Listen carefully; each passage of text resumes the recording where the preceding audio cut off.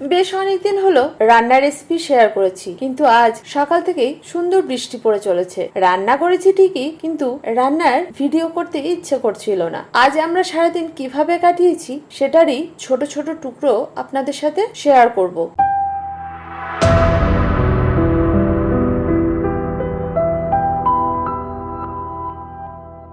এই বৃষ্টি দেখেই আমি তৈরি করে ফেলেছি খিচুড়ি। তবে খিচুড়িটা আজকে অন্যরকম ভাবেই তৈরি করেছি। এই খিচুড়িটা তৈরি করেছি 5 ধরনের ডাল আর সিদ্ধ চাল দিয়ে। এই খিচুড়িটা অন্যান্য খিচুড়ি থেকে অনেক বেশি হেলদি। এই খিচুড়ির রেসিপি লাগলে আমাকে অবশ্যই কমেন্ট করবেন, আমি আপনাদের সাথে এটা নিশ্চয়ই অন্য একটা দিন শেয়ার করে দেব। আর খিচুড়ির সাথে কি কি ছিল? ছিল জিরে শুকনো লঙ্কা দিয়ে আলু ভাজা, ডিমের অমলেট আর আমের আচার। এ তো গেল দুপুরের রান্না। তবে আমরা সন্ধ্যাবেলা আজকে ছোটখাটো গেট টুগেদার করেছি। এই রান্নার ভাতটা আজকে আমি আনিনি। মাঝে মাঝে মেয়েদেরও তো আলসি লাগে কি, তাই তো?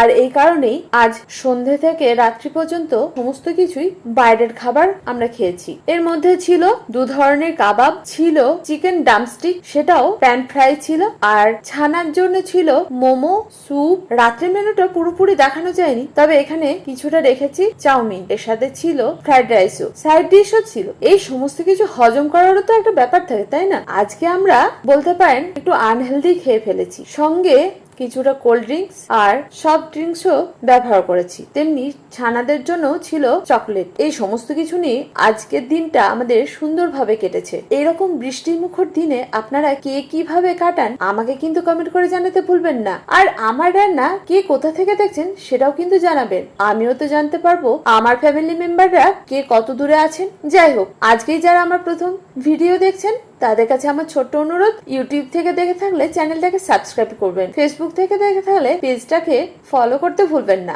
আমার রান্না বা রেসিপি ভালো লাগলে লাইক শেয়ার করতেও ভুলবেন না। আমার রান্নার জন্য আপনাদের মতো অনেকের কাছে পৌঁছে যায়। যারা প্রথম দিন থেকে আমার সঙ্গে আছেন তাদেরকে অসংখ্য ধন্যবাদ। আপনাদের এই সঙ্গটুকুই আমার পথ চলার আনন্দ যোগায়। আজ এই পর্যন্ত, দেখা হচ্ছে পরবর্তী ভিডিওতে। আপনারা ভালো থাকুন, সুস্থ থাকুন এই কামনা করি, আর সবসময় আমার সঙ্গে থাকুন। ধন্যবাদ।